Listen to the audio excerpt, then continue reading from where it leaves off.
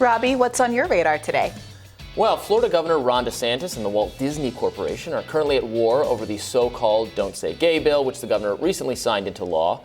Critics of that law say it stigmatizes LGBTQ students and teachers and would even make it difficult for public school staff members to disclose if they are gay or in gay relationships. Now, conservatives, on the other hand, say detractors have totally misnamed the law, which does nothing except prevent teachers from talking to very young kids about highly political and controversial concepts that relate to orientation and gender identity. They've also claimed that the law is designed to target grooming, which is the idea that public school staff are using conversations about gender and sexual orientation as a pretext to actually sexually abuse the children. Now, that's an incredibly serious and incendiary allegation, and one I actually plan to address more fully in a future radar. In previous radars, I've explained that I do think some of the concepts taught to young kids in public schools actually fall under the category of political activism, and parents have every right to object to them. Race and equity training, often lumped under the umbrella of critical race theory, is actually the bigger offender here, but I have seen some bad instruction with respect to gender identity. I'm totally in support of the parents who don't think that's the right thing for young kids.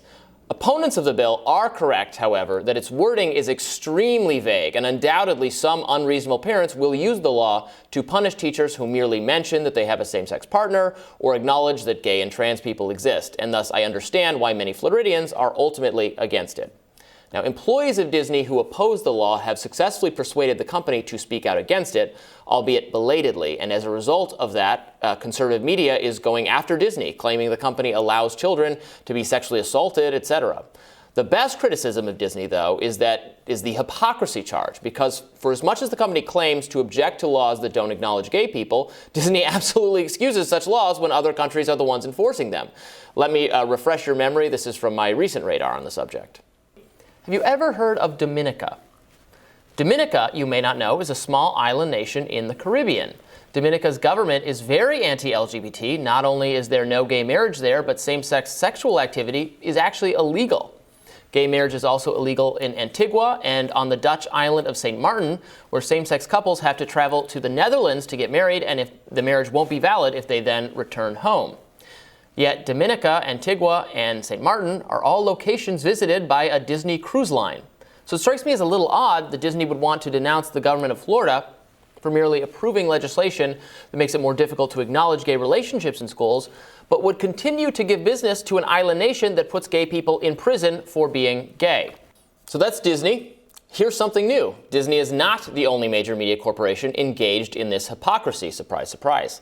So today I want to talk about Warner Brothers, which is owners of the Harry Potter film franchise, of which I am a huge fan. The latest film, Fantastic Beasts: The Secret of Dumbledore, comes out this week. Now, one of Dumbledore's secrets, fellow Harry Potter fans will recall, is that he and the series antagonist Grindelwald had a same-sex attraction to each other. Now, this never actually comes up in the Harry Potter book series, and in fact, Grindelwald is an extremely minor character who's really just part of Dumbledore's backstory. But one day, author J.K. Rowling declared that, in her view, Dumbledore is a gay character. It's funny to think about now, since J.K. Rowling's negative views about transgender activism have subsequently rendered her a pariah to many progressives, but she was once considered quite progressive herself, in part because of the Dumbledore Declaration. But don't expect to hear anything about Dumbledore and Grindelwald's relationship in the version of the film that's being released in China, because Warner Brothers has admitted that it removed some dialogue from the film in which their relationship is discussed, explicitly in order to appease the authoritarian and anti-LGBT government of China. Now, Warner Brothers has not explicitly taken a position on the Don't Say Gay bill, but it has professed a stated commitment to telling LGBTQ stories and to nurture queer talent. But not in China, I guess.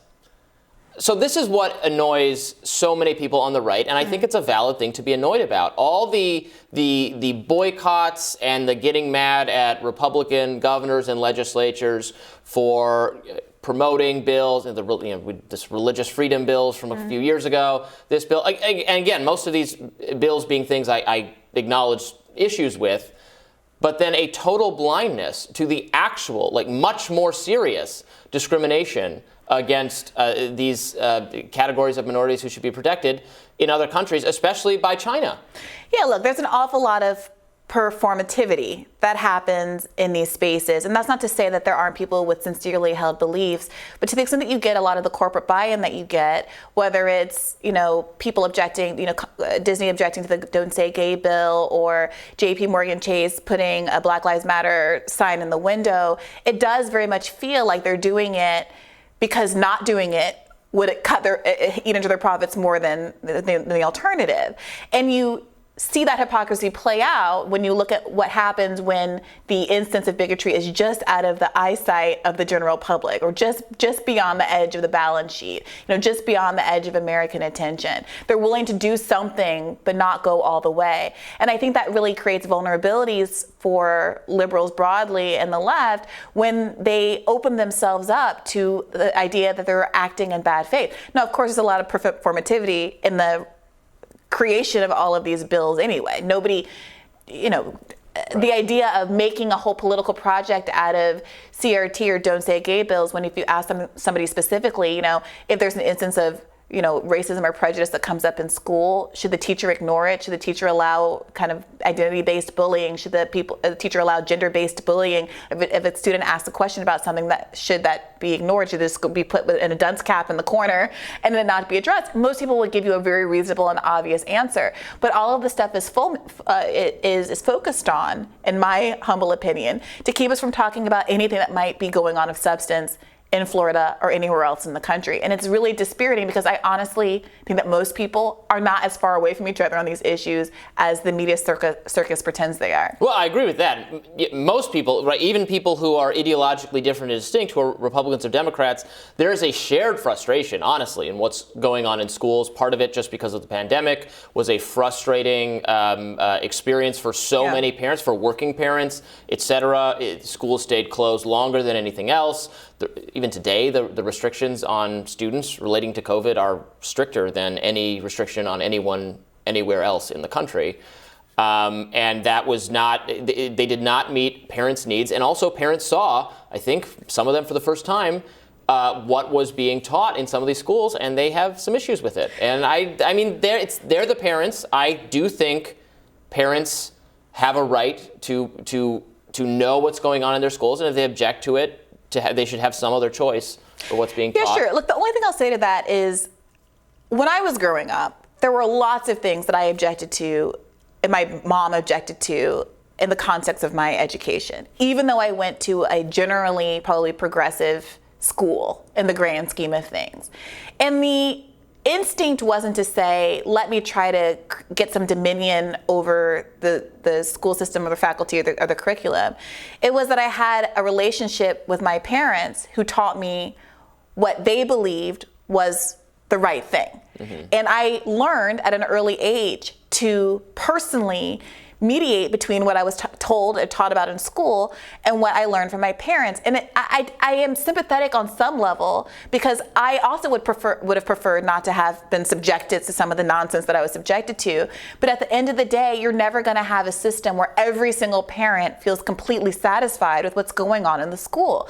So I do think it's important to, develop some resilience and have good relationships with your kids, and to be able to trust them that they can make the kind of decisions between the lessons that are getting at home and the lessons they're getting at school and the lessons they're going to get out in the rest of the real world, because you cannot insulate people forever. And to the extent that the right talks an awful lot about snowflakes and safe spaces and all of this, it feels to me like they are trying very hard to create safe spaces, in quotation marks, in the classroom beyond kind of a normal, reasonable extent. Mm-hmm. And that I just want to emphasize, this is a concern that I think a lot of parents share and should be kind of trying to work through in a communal, sympathetic way, as opposed to using legislation to try to press their agenda on other people's families and other people's kids.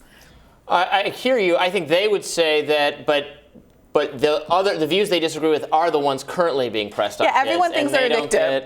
Everyone thinks that the rest of the world is a hegemony and they're the minority view. The way that the school officials in Virginia, especially in a couple places, reacted to this criticism was not successful at making people. Yeah, for sure. It was very like, nope, we're in charge of your kids. You don't get to tell us what to do. You don't like it tough. For sure. We don't care. And you know what? They're an elected. They are. supposed to be responsive to the public, and they were so unresponsive to the public. And so many of these school boards, you're right, I agree. On the actual teachers, right, there's a range of, it varies in terms of quality, it varies in terms of what's being taught. The hostility of school boards in many deeply progressive locations to like common sense or what the parents want, or just like anything reasonable. Well, we saw what happened in San Francisco, obviously. They actually tossed them because they were so insane. It worries a lot of parents, and it even worried me. So, do you see yourself as a homeschooler someday, Robby? If no, probably not. I might homeschool my kids. I might send. I myself am a product of Catholic school. I had a perfectly good Catholic school upbringing. The solution I want for families is school choice. They should be able to take whatever, which you don't like. I know. Oh boy, that's a whole other radar, Robby. Another day, but they should be able to take the education dollars for whatever educational environment they see fit. All right, we should moot that at some point in the near future. Absolutely. On a day when I'm not distracted by a Harry Potter news headline, which I have to discuss. Can't help it. Our rising panel joins us next for more.